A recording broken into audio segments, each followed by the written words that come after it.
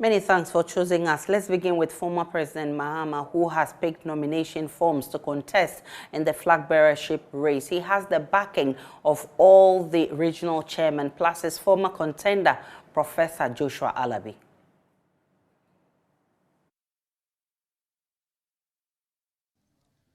As you are aware, we are in very difficult times in this country.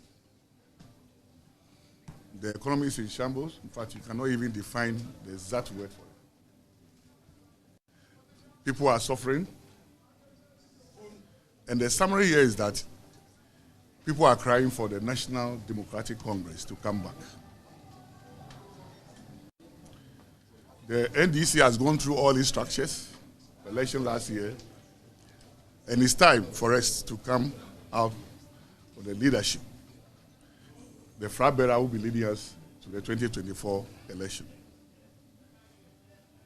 Ghanaians are not only asking for the NDC to come back, but they are asking for a well-experienced leader. In this game, the current economic crisis in this country, leadership counts. Two keywords, leadership counts. And if leadership counts, then experience is the key. One who has done it before, and one who is very humble, one who shows love to the people, and one who believes in people-centered policies. When you are coming out with a policy, you have to factor in the people. You carry the people along. Fortunate for us in the NDC and in the country as a whole, we have somebody like that. And we can't afford to allow him to sit down whilst we have a very huge challenge, tax to servant. So we are here to pick his form and to work for him. Working for him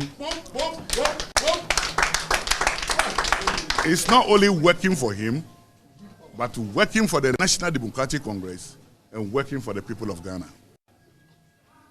They need us, and we need to lead. I'm very confident that come 2024 December, January 2025, NDC will be forming the new government.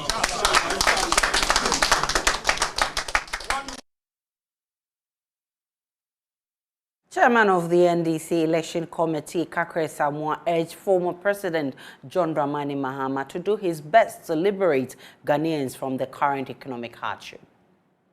To liberate this country from the overpowering stench of uselessness in the Jubilee House. I'm very happy that you are here. You have a very heavy duty because removing a tyrant is an extremely frightening job. But you said you'll do it. We trust you. You are part of us. We know you're also suffering. So we know that you do your best for all the people of Ghana, including ourselves. I take it that you know what it means to be president of Ghana in these very sorry times. Let me tell you a small story. On 28th February 1948, soldiers who are retired. You remember the story, don't you? A few days to come, you have the anniversary. Soldiers who have retired demonstrated. I was not born. Prof, I don't know whether I was born. But nobody ever dreamt that it will happen again. Can you imagine that pensioners are going on strike? On the Kufado. You know what I'm talking about. Dean of all the regional chairmen, Kwesi Japong, pledged their support to the former President John Dramani Mahama and says they are well poised to do all in their bid to ensure he wins the elections. Come and take your people out of this mess, this economic mess, and that is why he asked him to stay for some time. And he stayed very healthy, very strong, a young man, dynamic, very experienced, and can do anything to bring Ghana back to where it belongs. And that is why he is coming. I have been in Parliament from 1992. In 1996, John Dramani Mahama came and he sat behind me. So I've been with him for a number of years, you know, when I became the regional chairman. This is somebody I've worked with for a very long time. And now as a regional chairman, if it were you, among those people who are coming, just to see one person even here today, I haven't even seen him before. I have been in the gutters, in the drains for the past 30 years. Some of them, you don't even know them. Then you jump and you come, you want to be a president of this country. Because NDC, people see that the economic things are not going well. So let's take an advantage. That will not be fine. You are the dean of the regional chairman. Yes. Do we take it that all the regional chairmen in Ghana are for JM? For goodness sake, all my regional chairmen, all the regional chairmen for National Democratic Congress, from Upper East to Western North, each of them, I say, each of them in their own capacity, as whether Big Edu, as whether Musa, as whether Nanatoku, as whether Big Edu, as whether Ashimo or whatever, as John Kojo Japan, as Ababito support John Dramani Mahama. And almost all of them are here. But for 2-3 people who ask permission for other reasons why they are not here, all of us, and take it from me as a dean, all of them. And I can tell you, even the whole country, almost all the constituency chairmen, you won't get 2 or 3 that will go against John Dramani Mahama. No. In NDC, we respect commitment, loyalty, you understand, and someone who has the country at stake. And that is for you, John Dramani Mahama. That's why we are all going out for him. I can assure you, mark my word, the other time John had 95% Today, 13th May, John will not get any listen less than 98% Take it from me. Majority Leader of Parliament, Osechi Mensah-Bonsu, has called for the urgent need for a change in Ghana's constitution to reflect the current global changing times. He was speaking at a ceremony to celebrate 30 years of parliamentary democracy. We can cross over to Parliament right now because Speaker of Parliament, Alban Bagbin, is addressing the House. So he did a lot to groom the early birds of the Fourth Republic. That is my lecturer, my teacher, my former speaker, Right Honorable Professor Aaron Michael Kwe, who is now having a chair at the Institute of Economic Affairs, continuing with his writing, publications, and his tutorship.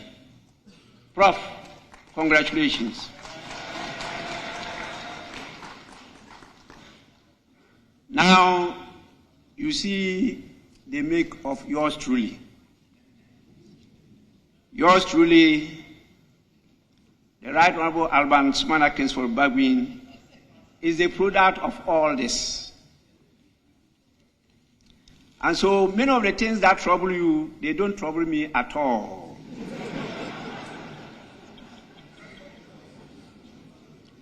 I've seen it all. I've seen the ups and the downs. I've seen people weep and the tears turn to joy. And so when you come complaining about what is happening, I say, please, with God on your side, you smile at the storm. And let me take this opportunity to remind all of you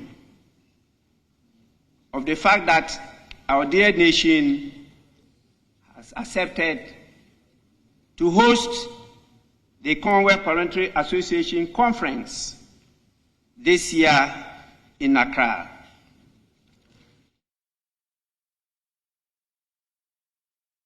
Let's speak with parliamentary correspondent Kweku Asante, who has been monitoring events for us. Kweku, I know that many dignitaries graced this occasion, including the former Chief Justice of Akufo and a host of others.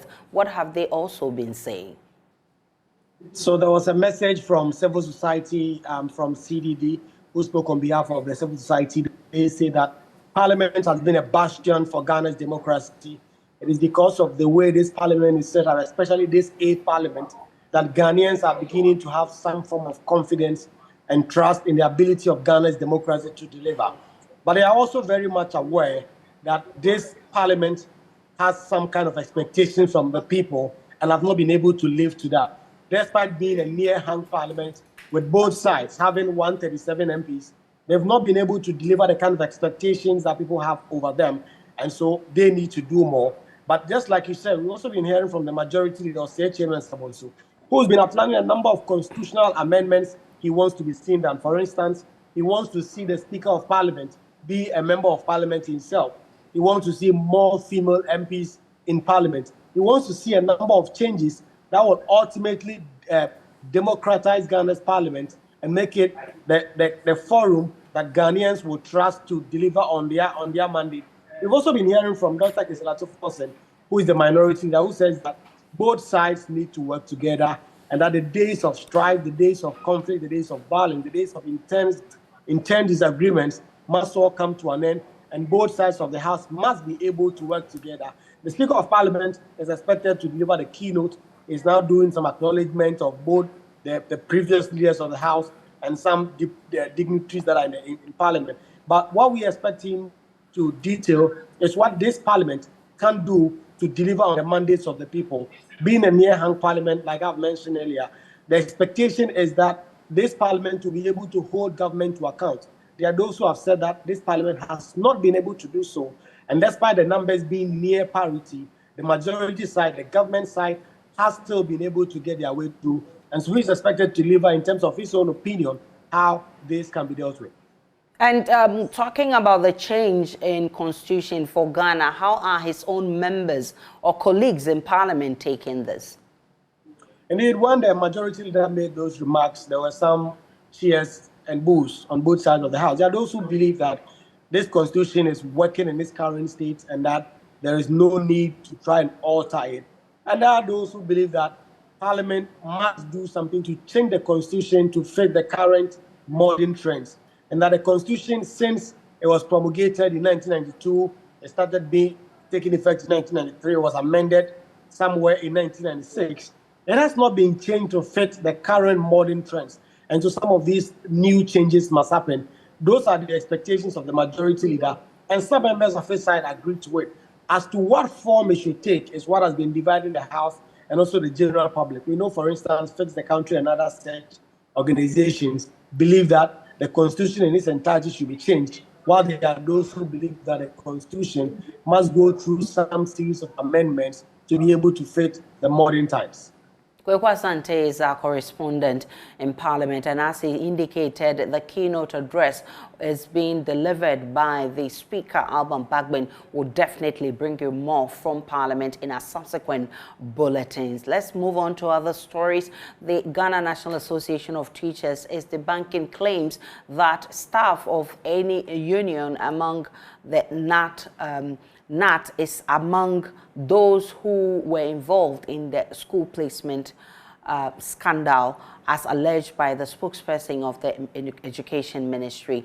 Speaking to JoyNews, Thomas Musa, who is General Secretary, says he's challenging the ministry to actually provide the report that says so.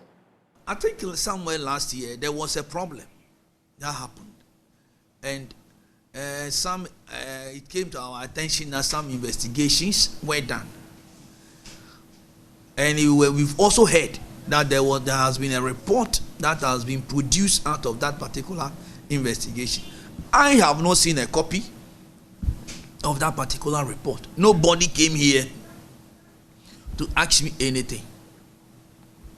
Now, today, it came to my attention that Kwesi Kwarteng has granted anything saying that the people found in the video or whatever it is, they are not staff and that they work here. The question is that, how do you know that they work here?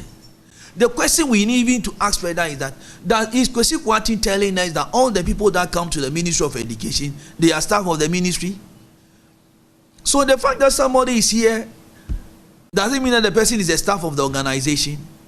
That is unacceptable. And you end up, you absorb all the stuff from the Ministry of Education, that the person doesn't work or they don't work at the Ministry of Education, that they work here, not here. We think that is unacceptable.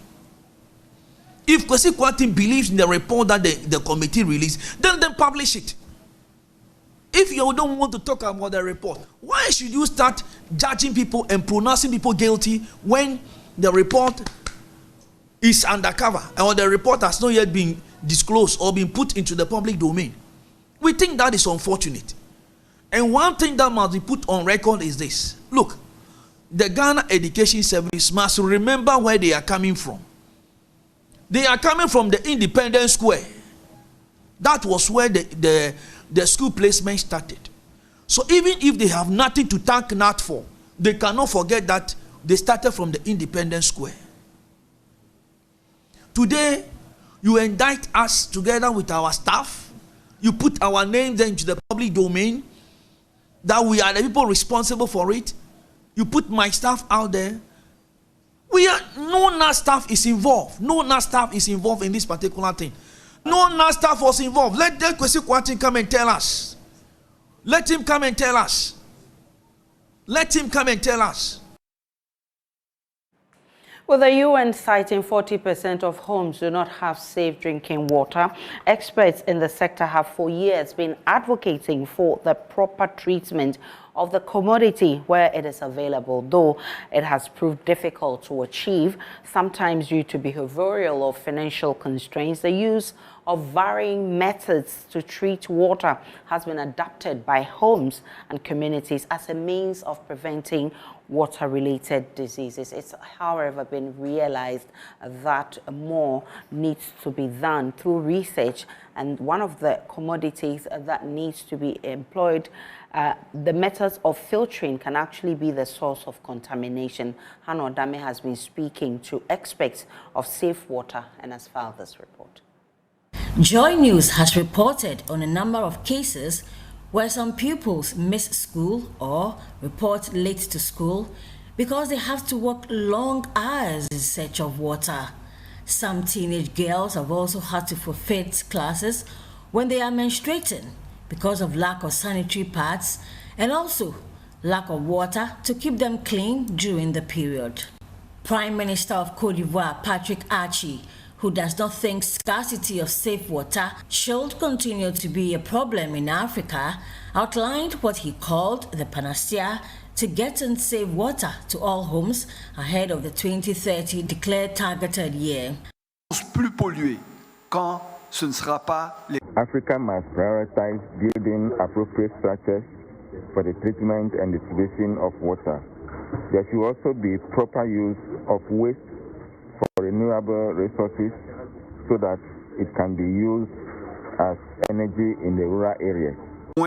Une multiplication par 12 des taux de progrès. AFWA President Dr. Sylvia Mugisha hammered on the importance of governments focusing on acting on recommendations from such events and not just outlining them in their policies. Our actions have the power to change the African water and sanitation sector and inspire others in our lives to get up and take actions too. I want to suggest to all this gathering 5 top focus areas we can look at. 1, technological innovation, and there are significant financial and technical returns that will accrue from investing in this area of technology innovation. 2, evolving sustainable infrastructure financing options, including use of corporate cash flows to access financial markets. 3, strengthening people and systems through a plethora of productivity management arrangements, leadership and management competencies and talent identification.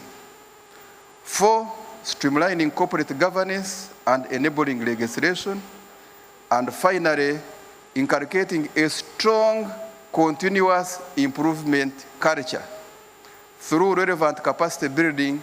Officials of the Ghana Water Company who were at the event to showcase projects they are conducting in rural areas and also woo investors shared with JoyNews some new initiatives they had picked from the conference that will help them better improve on their production and distribution. Stanley Marty is head of communication at the company. So we are picking on equipment that we can use in monitoring water quality in real time.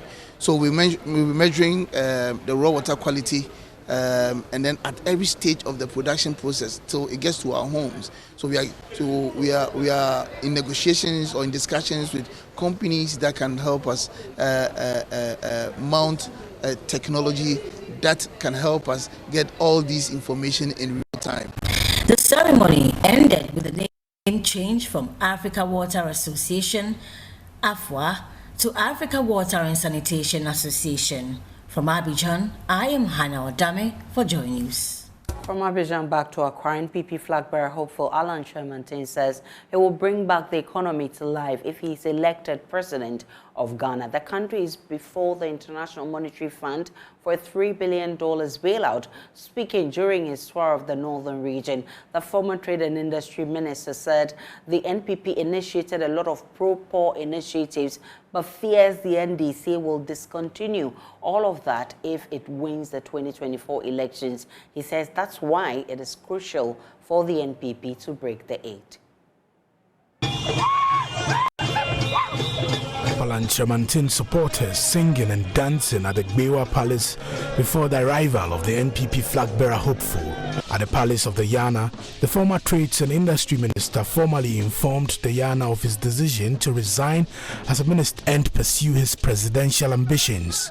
In his speech, he said the NPP has implemented many social intervention programs, but fears the NDC would discontinue the policies if it wins the 2024 elections. He says that is why it is important for the NPP to win, and the only person who can help the party break the 8 is him, Alan Chemantin. The president has introduced many important interventions in this country. We've introduced the free SHS policy, the one district, one factory policy, the planting for food and jobs, Agenda 111, and many other such interventions. Your Majesty, it will be a tragedy of history that if NPP is unable to continue in government, that all these very important policies will be discontinued if another government takes over from the NPP. It is therefore our wish that for the first time in the history of our country, that the NPP government can continue after 8 years in office so that all these laudable projects will be sustained. Many Ghanaians continue to raise concerns about high inflation and depreciation of the Ghana cedi and the general worsening economic conditions. Alan Chemantin says he will revive the economy if he is elected president. Your remarks, you indicated that the current challenges that confront our economy, hopefully, will be a thing of the past. Your Majesty, I want to assure you that if through your blessings and your prayers, your own son and very good friend becomes the leader of our party and subsequently the president of this country, that I'll bring the economy back to life. It will not just be through my efforts, but it will be by the grace and mercy of Allah. No matter how well you can express yourself in the Queen's English as Ghanaian, you have a mother tongue. That's the language you have grown up speaking from childhood. For February 21 was International Mother Language Day, a day set aside to promote the speaking of your mother tongue. But why is this day significant? There's more in this report. With me, I know that with English, when you know it, you will be well able to understand anything that will be taught at school. Kasa, ayeka, enona yewo yetu munti, enona meneneka, but to school dia wakambrof. Who I am is what I speak. I'm an hunter, and so I should speak my language. Language is the most effective tool for preserving and developing our tangible and intangible heritage. It is by far man's most important asset, through which he can study and understand the values and concerns of the society. Language is essential to every aspect of our human interaction. We use language to communicate what we feel, what we desire, and how we understand the world around us. English was seen as a language of the lowest class. You can't do education in English. But now look at the situation. So our question to ourselves needs to be, at what point in time do we develop that type of idea of, let's do things in our own indigenous languages.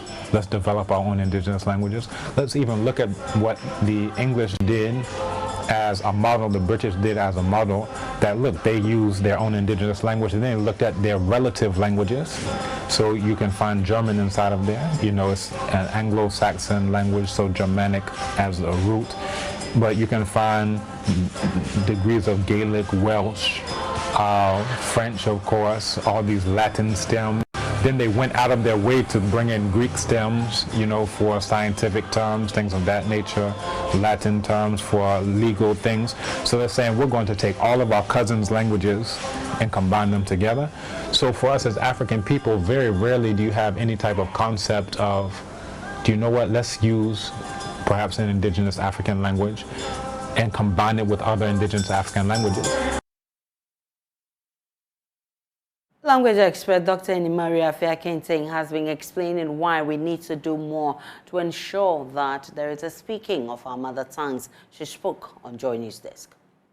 I wish we could have organized a national event promoting and encouraging the use of our mother tongue, our various local languages.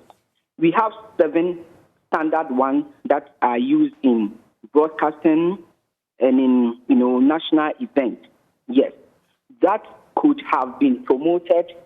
Events, issues, cultural stuff, traditional stuff, knowledge of how our forefathers, used to build the nation, our cultural heritage.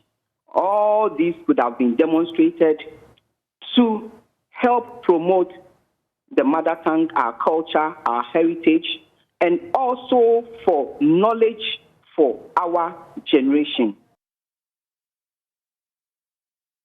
We're still live on JoyNews today, coming to you live from our studios in Kokomlemle. When we return from this break, we'll bring you the very latest coming from the world of business.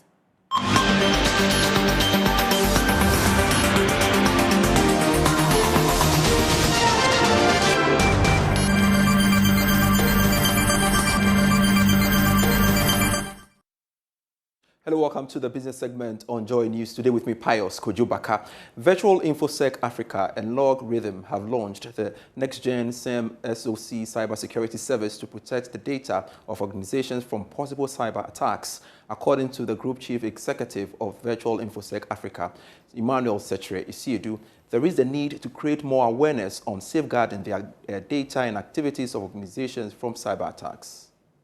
Virtual InfoSec Africa and Logarithm, cybersecurity service providers, launched the next-gen CM-SOC cybersecurity service to limit the damage and disruption of the data of organizations through the activities of hackers and cyber attacks. The next-gen CM-SOC includes artificial intelligence that will detect and prevent threats to prevent further damage. Speaking at the launch, Group Chief Executive of Virtual InfoSec Africa, Emmanuel Setre Isiedu, said, "It is imperative to scale up awareness on the need for organizations to adopt cybersecurity services to protect their activities from cyber attacks." There's awareness. People have seen the impact of losing their network and if they're being hacked, especially the financial sector. As a company building the financial industry, a security operations center. We know the importance of such such initiative. You know, currently that is what we're doing. I believe that not only the financial sector, the remaining 12 critical infrastructures will come on board to help government. You know, this space is such that there's so many smart people who can hack into the system. So it's a 24/7 system that they also need a smart mind to be able to knock those things off. So from what I've seen there, now the awareness has been created. Again, the authority is doing their best. We must all support them financially in any way to make this country great, because without us, they can't succeed. And Director General of the Cybersecurity Authority, Dr. Albert Ntriboisiako, urged foreign cybersecurity service providers operating in the country to partner with local companies to develop a robust cybersecurity system. The framework which will be launched from the first requires that if we're a foreign provider like Lock Rhythm, you have to either register as a business in Ghana or you partner with a licensed cybersecurity service provider. But I think you've been very proactive because you've already gotten a partner here. Nothing will prevent you from exercising your profession because you've partnered with a local Ghanaian cybersecurity ecosystem. We want to develop this industry, and not just services, but we want to develop a robust cybersecurity ecosystem for the Republic. Now, the Dean of School of Engineering Sciences at the University of Ghana, Professor Elsie Efa-Kaufman, has called on industry players and government to support students involved in the study of science, technology, engineering, arts and maths, that STEM, with practical activities so that they can come out with innovation to solve problems in the society. According to her, young people can be able to commercialize their innovations once they are given the needed support. She was speaking at an annual Impact Roundtable discussion and robotics competition here in Accra. Annual Impact Roundtable discussion and robotics competition was organized to share with the world the tremendous work of helping Africa Foundation in impacting lives through STEAM education. The theme for this year's roundtable discussion is building an inclusive and sustainable STEAM education for the future. The foundation, through its Yamranza Model Labs program, hopes to build labs in the 16 regions of Ghana to support the study of STEAM. Speaking in an interview, Dean of School of Engineering Sciences at the University of Ghana, Professor Elsie Efa-Kaufman, said there is a need to support young people who are interested in the study of STEAM to commercialize their innovations. It's a joint and communal effort that is necessary. So, for example, a young person starts showing promise in the basic school, they may get to participate in activities like this. In junior high school, they get to participate. When they get to senior high, sometimes that's where everything falls off. They go to boarding school. The boarding schools don't have the facilities to be able to do this. They start losing interest. Then they come to university. That's where they come and meet me, right? Some of them come to engineering school. But sometimes the way in which we continue to teach them, you know, they lose the opportunity for practical application even as they go higher up. We lose all of that opportunity. But is it really the job of a university to start churning out products? No, not really. So we need partnership from industry to come and take some of these bright young programs, these things that their students demonstrate, and convert them into commercial products that we can all benefit from. So it's a partnership. We cannot expect one group. The teachers in the basic schools can't do it alone. Project Director at Implementers, Kafi Prebi, added that the initiative is expected to boost the interest of young people in science, technology, engineering, arts and maths-related courses. The ETAD is expected to boost the interest of the children in STEAM, that is STEM with arts, right? Where people learn the science, technology, engineering, arts and mathematics, where with that STEAM, they learn how to be able to connect emotionally and work with colleagues, right? So they study the the science, but they also study the arts of it, emotional intelligence, collaborative working with colleagues and working together. And we see the practical projects. You see the kids working together collaboratively. You also see them defending their own projects, which is they are learning how to speak in public, and that is the art part of the STEM. So we are encouraging that in all our 16 labs, and so we see the kids are getting better at what they are doing. ETAD is calling on non-governmental agencies and corporate institutions who are interested in promoting STEM education in Ghana to support ETIAM Ransa Model Labs program. And that's it for business. I am Pius Kojobaka. My colleague Darrell Kwa will be on at 1 p.m. with the marketplace. In the meantime, sports is next.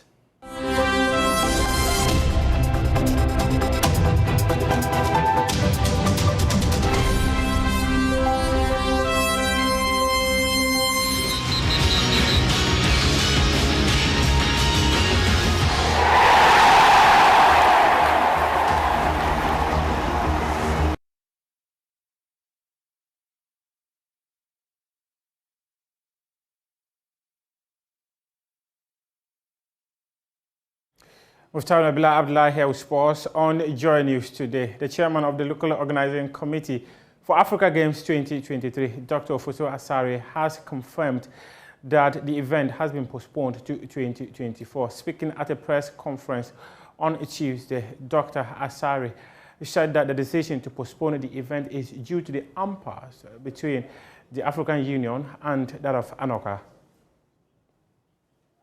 Of the land, His Excellency Nana Dankwa Akufo-Addo, the chairperson of AU, His Excellency Musa Faki Mahamat, they said if that was the case, they should be accepted for us to move on. So after some deliberations, which took a bit of time, these changes, the new, as well as the new ones, were all accepted. So after that, we move on to the other key point or thorny issue, because we all know that this impasse has actually affected the timelines for the games. And I'm sure that is what we are also expecting to hear after the resolution of the impasse. So the president pushed for that. Then they asked for, we had prepared, we had our program, and we said, if not at all, we should have the games in May 2024. We're not prepared for December 2023 because of what has happened. First, why? It's not only the problem. Ghanaians are saying that we don't have the facilities, and that is why it's been taken away. We said, one, I'll come to that. One, the impasse has actually tainted the brand, and we need to polish the brand. How do we polish the brand and market the brand? It will take about a year to do that. You concede, but you need to be tough on some occasions as well. We said, General, why we cannot have it in January? Because we are having another important tournament. And you and I know that in January there will be a big tournament. We have AFCON being hosted by Ivory Coast. So we asked him, how can we have two important tournaments in 1 month? The eyeballs, who's going to watch? How do you market? And so the long and short of it for the date is that the president gave a directive that by 5th of March, we should give him a report on the date. And how the formula is this. All the stakeholders will come to Ghana to examine the facilities. And we will do that together and take a decision on the date. By 5th of March, we should agree on the date.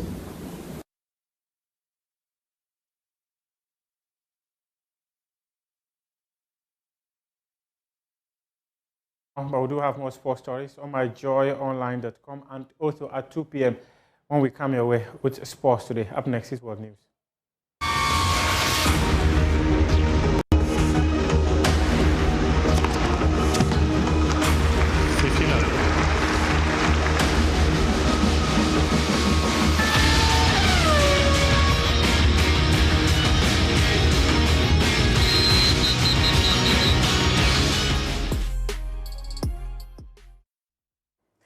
Good afternoon, welcome to Showbiz here on Joy News today. Now, Ghanaian hip life musician Prince Bright says he owes his late group member not to let the legacy of Bookback die. Prince Bright is the sole surviving member of the Bookback music group after the demise of Ronnie Coaches. Speaking in a yet-to-air interview on E-Vibes, Prince Bright says he wants to live up to the legacy of his late team member. Brothers that I started with still keeping the game up to date. I think I owe it to my brother Ronnie not to let this die, live up to the legacy that he left with me and inspire the young ones, you know what I mean? I understand I'm growing, but then I don't let the age get to me because, you know what I'm saying, I'm constantly working my way to a healthy lifestyle, you know what I mean? I eat good, I work out when I can. Yeah. It's really frustrating here in New York.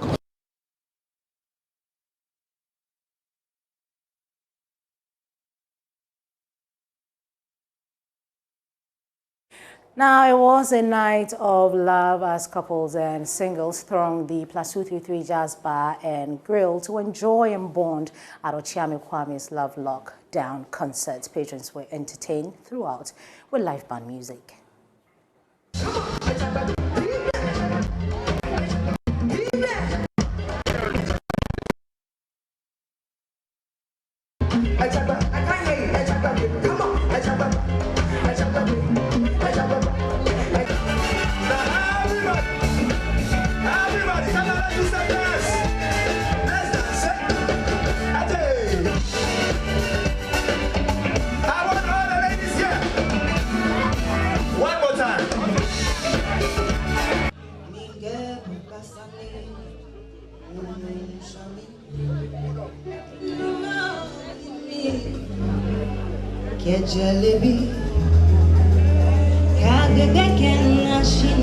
Previously, we used to do Flaunt Your Lover, but I wrote a book. I wrote a book called Love Lockdown. 2 books, actually. Find a lasting love relationship and maintaining it. You know, so when I wrote a book, it didn't make sense that I will continue Flaunt Your Lover when I can extend the lifeline of the book Love Lockdown. So we decided to rather make it Love Lockdown, the same experience, but we'd rather call it Love Lockdown and then keep improving it. So it was a book, it became a song, then and now it's an event. So it should become a movie next time.